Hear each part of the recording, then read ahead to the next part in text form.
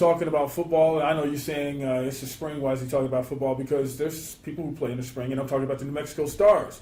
Coach Dominic Bermonti to my right, and of course Dexter Manley, lead receiver last year, to my left, and on his side is Lawrence Gilligan, who's always with us. Let's just jump right in. Season's about to start. Training camp is tomorrow. What are you looking for? We're looking for guys that want to climb the mountain. That's what we want, man. You know, I told the guys when I got the job and we started recruiting, I told guys I want guys that want to climb the mountain, because at the end of the season, what did I say? We're going to take our picture. Oh yeah, on the top of the mountain. We're going to go to Sandia and take our picture. And, you know, when the season ends, hopefully we've got that little, you know, that piece of jewelry that they, you know, that they give you at the end, and you know, we take a picture up there. So that's what we're looking for, guys that can help us climb the mountain. Well, you know, we were just talking before we started this about the quarterback position, and I know you like a good quarterback, and Donovan Portery. Donovan the man. Former Lobo. Right. What is he going to do for you guys as far as, like, where does he match up, like, in what you like to do, your scheme and stuff like that? He's going to bring leadership. He's going to bring experience. You know, the one position that you want to have that veteran leadership is the quarterback, and that's what Donovan brings. He's had great success on the field. Really, I know I don't want to speak for him, but I know he's looking forward to playing out here, because this is home. You know, this is, you know, and he's got a chip on his shoulder. You know, they didn't have too much success as a team. He had great success. They didn't have too much success as a team, so he wants to win a championship in Albuquerque. So that's what he brings to the table. How about you? You know, you got Donovan now, a different quarterback. What's that like for you to kind of get the timing right? It's pretty good, being that, just like Coach said, he got a lot of experience. It's not that hard to actually be able to get the timing down and everything like that. So it's pretty good bringing a different guy in here that's from around here, another thing, and being able to work with him. Leading wide receiver, how do you follow that up this year? And more yards and more touchdowns, man. Just pretty much just working hard, being able to go to practice and getting that competition. You know, I think Coach brought in a great group of guys as far as DBs and wide receivers, and we'll be able to get that great competition in. How about you, Coach? You know, what's it like for you to coach guys like this? It's a blessing. You know, in coaching, we always talk about, you know, character. We always talk about, you know, football doesn't build character. Football exposes it. And we try to do our best to try to talk about bringing character guys. It doesn't get any better than Dexter, because, you know, he's a veteran. He's got the stats. He's got the resume. And what he wants is a ring. And he'll sell out for that ring. And that type of attitude is infectious. Yeah. You know, and that's the goal. So hopefully we brought in a group of guys that will hold each other accountable, you know, go back to back, you know, with each other. We could create enough challenges for them to overcome to where they bond. And when you get 23 guys bonding on the, you know, you get to climb the mountain then at that point. So it's a blessing for guys like Dexter. Marcus Smith coming to you guys, right. Receiver, former Lobo, and I know you were talking about Donovan trying to have success. You know, that's the only time he did have success in a Lobo uniform was Marcus Smith was one of his receivers, along with Travis Brown, and those guys. I mean, you saw what they no doubt. Tore it up. No doubt. Got to a bowl game. No doubt. How is Marcus going to fit in this whole thing? And, you know, without scaring Dexter. You know, you all playing the same spot. You know, one of the things that Marcus brings is versatility. You know, I brought Marcus on. He came highly recommended. You know, I talked to Coach Harbs about him, Coach Harbaugh. Yeah. Coach spoke very, very, very highly of him. And so, you know, that's more veteran leadership, you know, in the locker room. And that's, you can't replace veteran leadership, because we have a passel of young guys coming too. You know, and when you have a combination of great veteran leadership and good young people, you know, that's a great combination for durability to sustain, you know, success, not only for 2014, but beyond. And so that's, you know, the thing that guys like Marcus bring, Dexter brings, that veteran leadership, character. You know, some of the best coaches around are veterans. Right. You know, and the great coaches, whether it be assistant coaches or head coaches, will, you know, lean on that, you know, ability to say, hey, because players, they get a little tired of that same voice. And then when it's their brother who's arm in arm with them and you know, help each other out, a veteran leadership, man, they're attentive to it. Yeah. So, you know, it was a long answer, but that's what they bring. Well, you know, he's got all that NFL experience with the No Baltimore doubt, Ravens. no doubt. Speaking of experience, that's Goliath knocking on the. But anyway, if you hear that knocking in the background, but anyway, you coming into your first year with the team, Right. what are you hoping for, and how tough of a challenge is it going to be for you? Because now you've looked at your personnel, you know what you're getting yourself into. What is this going to be like for you? No challenges, no pressure whatsoever. You know, our main thing is that we have fun. We're going to work hard, and in working hard, if we do it right, we manage people. We manage people right, we're going to have fun. You know, you're not going to out-scheme anybody in these leagues. You know, everybody's good at it. You know, when you talk about scheme, whoever has the pen last wins. You know, one of the things as an experienced coach, people, I call it experienced, people say older.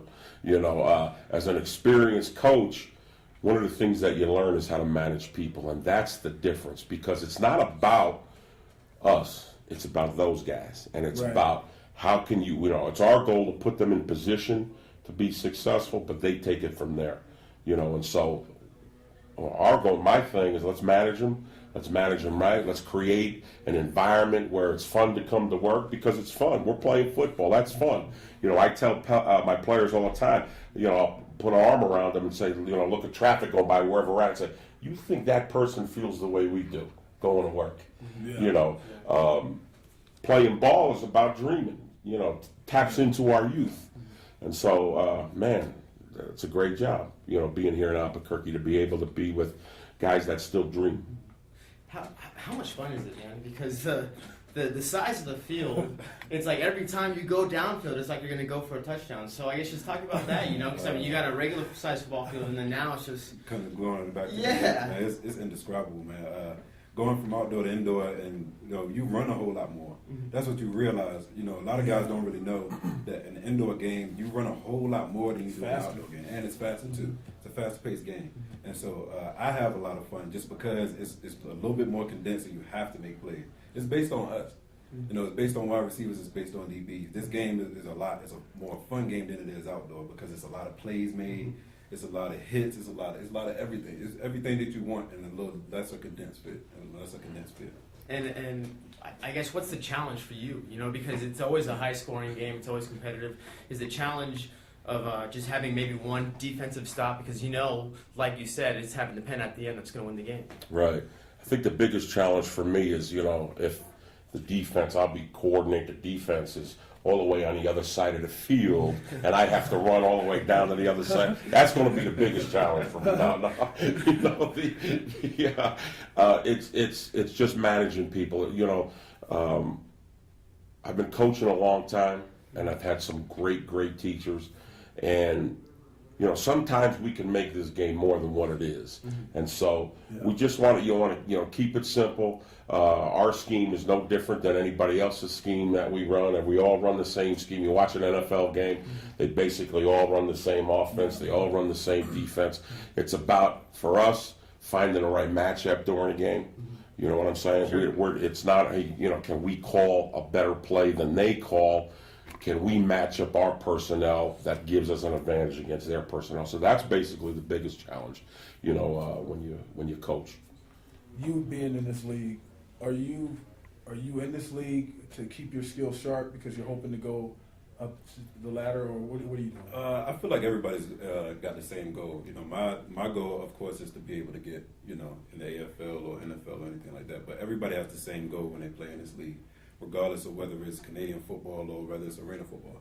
Everyone wants to get to that higher thing, and that's the NFL. And that's pretty much, you know, that's what I'm doing. But at the same time, I still want to win. You know, I still want to have fun with these guys because I'm here now. You know, I'm not there. I'm here. So I still want to have fun with these guys. I still want to be with Coach. Still want to play for him and everything. But you know, everybody's goal is to be able to get to the NFL. And with that said, with them, does that make you more like a developer of talent, like what we're talking about, like sort of like the Dodgers and the Isotopes? You know, develop the talent, he moves up. We're not going to develop. They're talented enough already. You know, the guys come with great resumes. One of the things, my goal with them is that hopefully I have maybe a connection know the right people to be able to, to get them noticed. And that's the goal.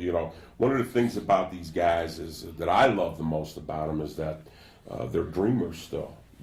Something about when you get older, and you guys aren't as old as I am, unfortunately. Something about when you get older, we stop dreaming at a certain age. These guys still dream. The dream is still alive. So when Dexter says, "Hey, AFL's," I look at Dexter and say, "Hey, man, let's dream high." The higher you dream, the higher you fail, and as long as you're dreaming, anything's possible. And so Dexter playing the NFL, that dream is alive. Yeah. As long as he's playing, as long as he's getting after it, the dream is still alive, and you just never know. You never know where that dream takes you. And so hopefully, we're a little different than the people out, the general public, because, and myself included, somewhere along the line, you say, man, you got to be careful that you don't stop dreaming, and that's what really this league is all about. That's what makes it fun. That, hey man, whether you're 30, 25, the dream is still alive. Yeah. And as far as, were you getting ready to say something? No. I'm going to take you guys a little bit out of your sport a little bit and talk about something else. So here at New Mexico State was playing Utah Valley, and at the end of the game, one of the New Mexico State players got the ball. Hello. Got the ball, and Sorry about that. that's all right. That'll be cut, right?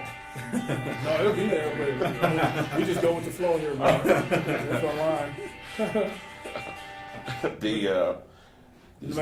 These newfangled phones, I have no clue how to work them. Oh. Well, the New Mexico State player got the ball and rifled it at the player in Utah Valley at the end of the game. I mean, it was like a fastball, man. And so, and then fans were already starting to storm the court, and so a fight broke out on the court. Like, it was a brawl, like some of the Aggie players were fighting with some of the fans. What is your take on how sports is nowadays, as far as, you got these brawls on the court, you got people sending bad Facebook messages, they're not Facebook, Twitter messages, wishing bad upon players, and all these different things, social media and all that. What do you think that's a reflection of society, how sick society has become? What do you think that is? I think it is seeping in a little bit where, one of the things that sport has always taught our athletes, overcome obstacles, maintain your composure, be thick-skinned. And I think that, some of our younger people today, we're not teaching those messages exactly. For that young man, I know, I'll guarantee, as soon as that ball left his hand, he said, "Oh man, look what I did." I mean, just, the young man Smart from Oklahoma State earlier this season that, pushed that, the obnoxious fan. Life is about lessons, and sports about. People think sports is about success. I don't think sports is about success. Sport teaches us about failure and how do you deal with failure. And I think that, we need to start really observing those lessons. And so I think the young man from New Mexico State is going to learn now you live with the consequences of your actions. And so, but it is seeping in a little bit. You saw what happened in Miami. Going on in that locker room, and they brought the locker room out into the public domain. And once you bring it out in the public domain, it goes anywhere. But no doubt, this social media gives the general public, inside preview. Would you agree? Yeah. What would you do with that? I mean, if you guys if you were in a Ricky Incognito situation, what would you do? If I was getting bullied, or if I was, because I'm not the type to be. Lawrence has to leave right quick. Yes, Lawrence sir. he has work to do. He's got something to put to. I'll see you guys around. All right. See you, Lawrence. But I'm not the type to bully anybody or be bullied. I if anything, if something like that was to be going on, I think it should be handled within the locker room. Something like that don't need to be brought out into the open, to where you have a lot of opinions coming in as to, well, if I was in his situation, I would have did this, or if I was in his situation, I would have did that. I think that stuff need to be staying right in the locker room. And if it gets brought out, I mean, it shouldn't be blown up into a whole nother thing. These two grown men, and we're talking about bullying. But how do you keep that in the locker room when, like, Incognito, everybody else seems to be on his side. Well, I can Jonathan tell you, Martin was clearly the outcast. in the Baltimore Raven locker room, that would have never been accepted. See, I think coaches, no matter what they say, I think some of the coaches were a part of this because how could if not, and if they didn't know all that was going on, they don't need to be coaching that. Well, one of the things that, I can understand your point, what you say, but the locker room is not the coach's domain. No, that's I their understand that that's too. their room, and hopefully, what the coaches set the standard for their veteran leadership too. Dexter alluded to it before, where, hey man, we got to keep this in house here. Yeah. They don't say what's said here stays here for a reason, or what happens in Vegas stays in Vegas for a reason. It's a private place, and the reason why it's a private place because it's a place where John Q. Public maybe wouldn't understand what's going I on in understand. there. I was in And the so room, yeah. I think Miami happened for the simple reason is they did not have real good veteran leadership in our locker room. I wouldn't even begin to think there's a possibility that can happen in our locker room because of guys like Dexter and Donovan and Landrick Brody, another UNM, Yeah. Roland Bruno, another Lobo. It would never happen in our locker because the veterans would take care of it. And I think that's what happened out there. The veterans didn't take care of it. And once it got out in public, once, Mr. Martin, reacted the way he did, had to. then it was a free-for-all. Yeah, look at. I don't know if he had a choice. I know what happens in the locker room stays in the locker room, but look who was in charge, Richie Incognito. No doubt. So what does that tell you No about doubt. that coaching staff? They're going to put somebody who's been kicked out of every place he's been in charge. Well, and we can't just and as a And I know coach, the players I don't might want to make pick it them. right. As a coach, I really don't want to blame it all on the coaches because, from what I understand, Coach Philbin wanted Incognito cut in camp, and he was kind of vetoed on that. And that's the reason why I think Mr. Ireland got fired there first. Because what was even more egregious is how Mr. Incognito acted at that golf course that day. Oh, yeah. And that alone should have gotten him his pink slip because you remember Mr. Philbin, they had it in that Hard Knocks when Chad got into trouble domestic wise, and on national TV he cut him on national TV, and so that's the point. The point is we'll never know really what goes on because it's behind those closed doors and it got out, and because everything didn't get out, now we use our imagination or our common sense to say, how can this happen? A guy like Mr. Incognito should have been cut prior to that, and I know Coach Philbin tried to, and he was kind of vetoed. So it's not only on him; it's probably a organizational breakdown that something like that can happen because and a lack of Dexter Manleys in those locker rooms. Okay. Well, on that note, we can wrap it up here. Coach, when is your first game? Let everybody know when your first game is. Your first home game, you remember? March 14th. Okay. Put you on the spot. Santa Ana Star Center. We played a two-time defending champion, Amarillo Venom. Okay. And so we look forward to it. We look forward to a great challenge. And, Still got Dontrell Moore out there playing running back for you guys? Or? No. We brought in a new group. Kept the good veteran core that we've had in the past, but we brought basically a whole new regime and keep it fresh for our fans and go from there. But March 14th, we need them out. When you play the two-time defending champion, you need to take advantage. Our two advantages are elevation, number one, and the ninth man, number two. So come on out. Y'all need to come out. March 14th, Santa Ana Star Center. All right, you guys heard that Dexter Manley, the leading receiver from last year, and of course, first-year coach Dominic Bracamonte for the New Mexico Stars. Kevin Dermody behind the camera. I'm Van Tate. Lawrence Gilligan departed to go cover something. We'll see you next time.